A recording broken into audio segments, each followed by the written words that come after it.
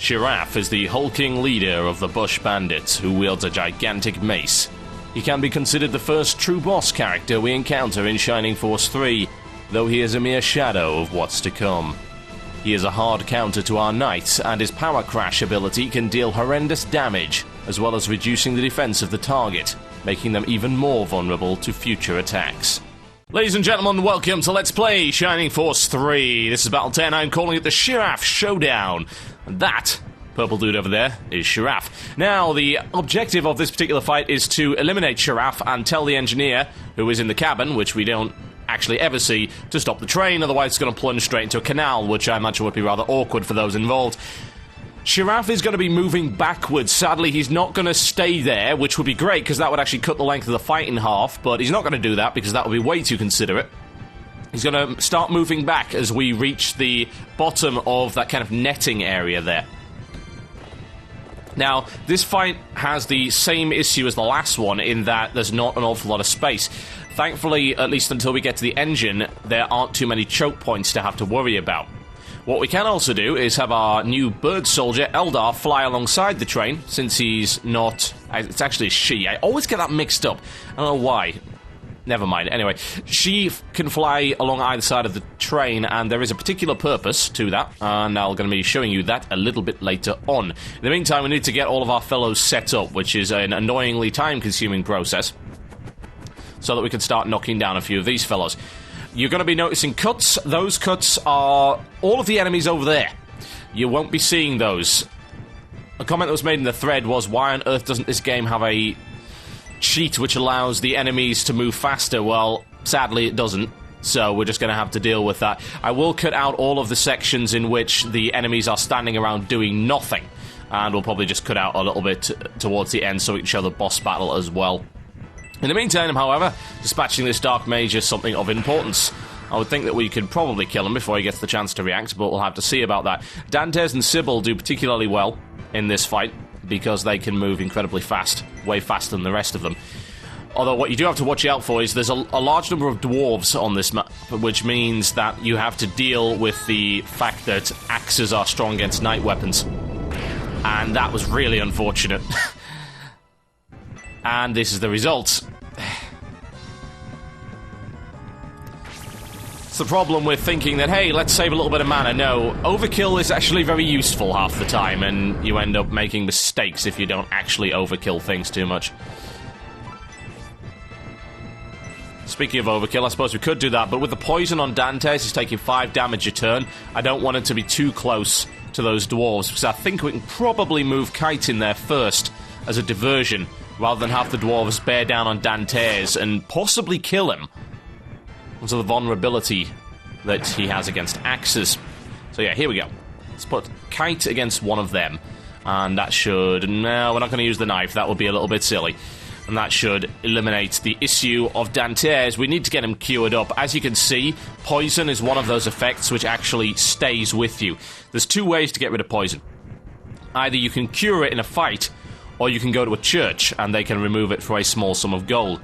Otherwise, it sticks with you. It doesn't affect you out of battle, but as soon as you go back into battle, you count as being poisoned again. And that happens regardless of whether or not you've actually been able to take a rest in between the fights. Put Slate up against the other one. Not quite as defensive, but he could certainly do an awful lot of damage, especially against axe wielders.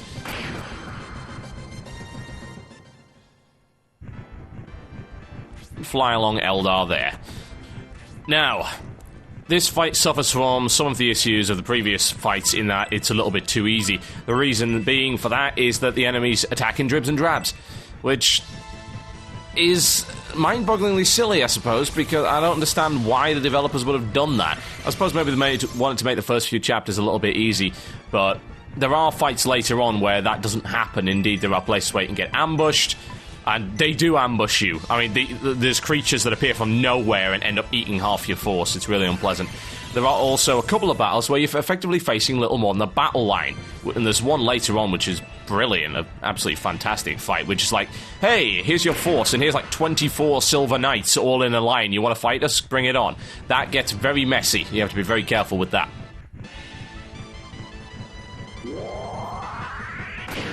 There's just something incredibly badass about that. There really is. I wish they counted more. Counter is something, it's a separate stat. It doesn't seem to be affected by anything in particular. You'd think that maybe it was affected by agility, but there's no real hard evidence on that.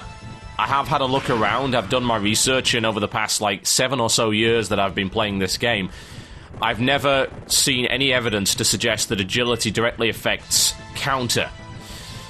Counter is a separate stat entirely, and there's a couple of friendship bonuses as well as a couple of items that can increase your potential counter. It's not something we get to see very often. In fact, it happens way, way fewer times than crits or special abilities or anything like that. Now, that Dark Mage is moving out of the way, the other one moving towards us, so we should be able to knock it down without too much of a problem. Yeah, should we go for it? Perhaps not.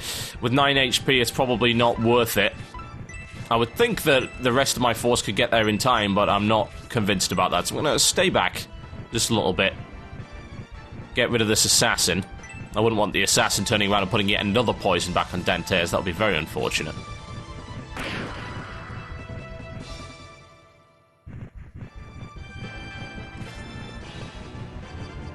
Kite, on the other hand, we can move in against that mage, and I think we'll do that. Kite's damage is getting better, as you can see, which is very nice, although he's suffering from a lack of crit.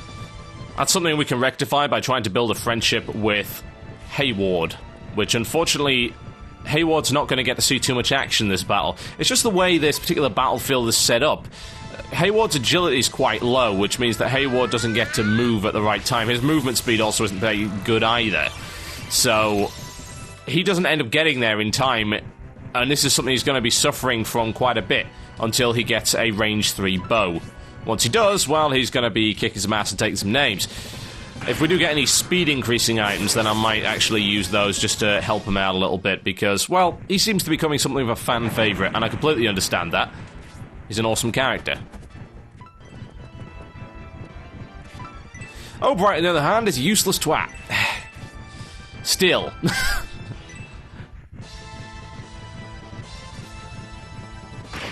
Oh, someday, O'Bright, your time will come. Your time will come.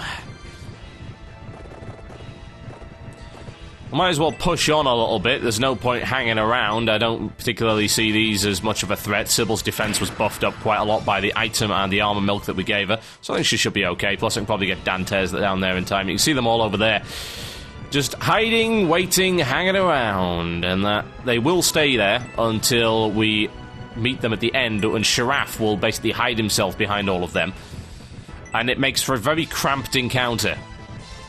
2 assassins, a Dark Mage, and Shiraf in the space of about 5 squares is not the most pleasant thing you can ever see.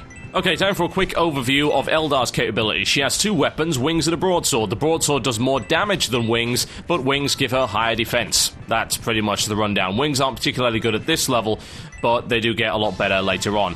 Now, after this, I'm going to skip all the way forward to the encounter with Shiraf, because there really is nothing else left to show you here.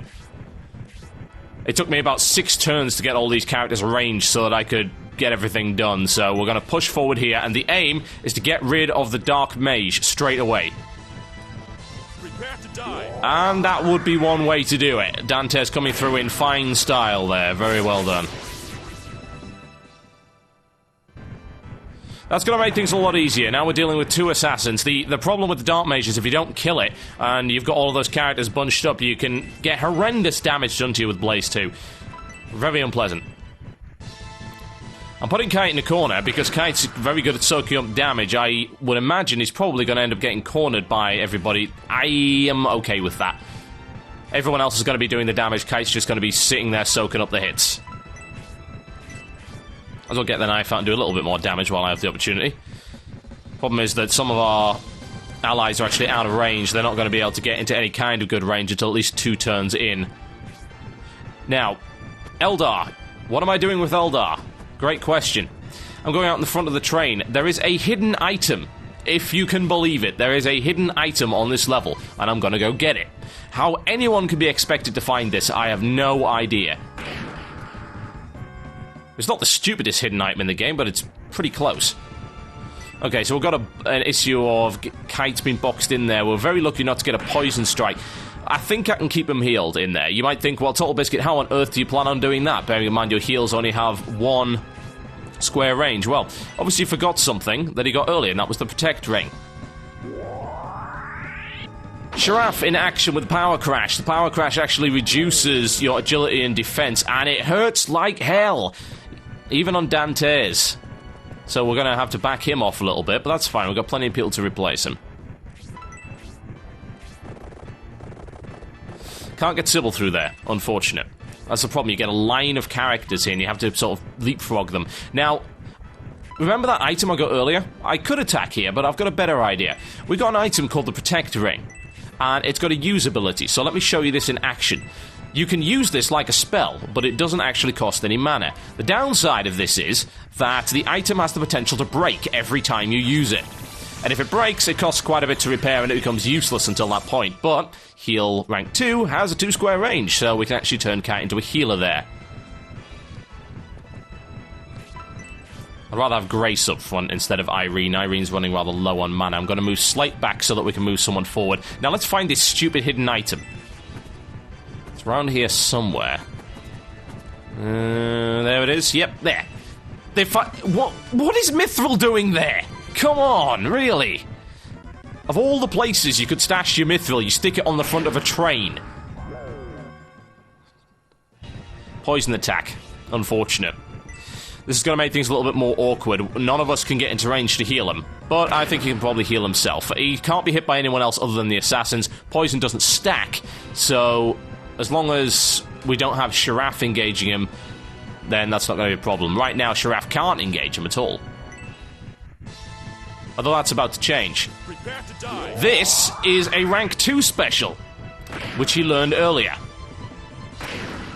It only gets sillier from here on in. Rank 2 is the highest we can go with any weapon before promotion. We could promote at level 10, but we're not going to do that. Promotion's something I'll tell you a lot about later on. There's a little bit of information in the thread if you want to have a look at it. In the meantime, we'll move Grace up so the heal's there, and Shiraf's going for Kite instead of Dantes. Now, Kite's defense is high and is not vulnerable to maces, so I suppose that's not really too much of a big deal as long as the poison doesn't end up killing him. Hayward, sadly, not in range as much as I know you guys would like him to be. We'll have to deal with that soon enough. Thankfully, we now have a nice space where we can move most of our force into, so we can start doing some damage with some other characters. Let's throw a Blaze 2 at Shiraf and see what happens. He's got a lot of HP, but his magic resistance is not particularly high. So we can still do a bit of damage to him just as you would expect. In the meantime, Kite's just going to keep himself alive. That's the priority here. Just use the Protect Ring to do that. Neither of those have the potential to kill him, so we'll just keep using this Protect Ring and hope it doesn't break. Which thankfully this time it didn't. It's actually doing 6 damage to him, which is unusual. That's generally due to magic resistance. Some characters have better magic resistance than others. Dantes actually took 5 damage from the poison, and Kite is taking 6. It's not affected by defense, unfortunately. Right, well, we're nearing the end of this, thankfully. We're going to get Slate in there to do some damage. Not with the knife. I always forget that. See what Slate can do. Slate being a sword wielder, increased crit chance. Yes, indeed.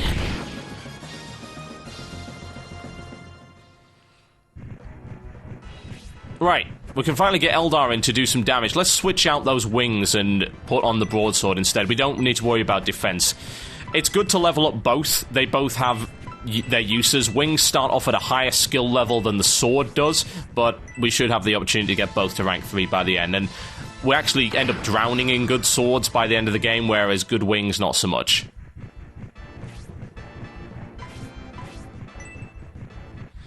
Just keep on trying. You'll get there eventually. Perhaps not. I think it's about time we finish this, don't you?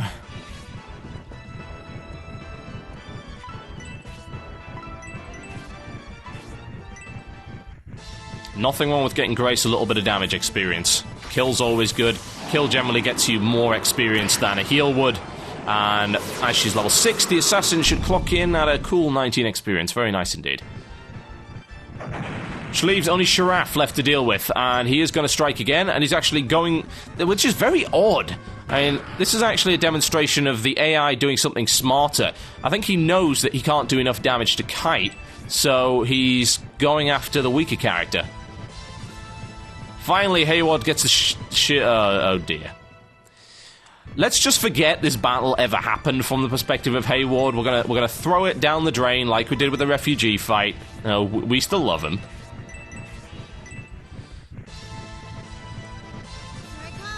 What I want to know is how you can possibly miss something that big.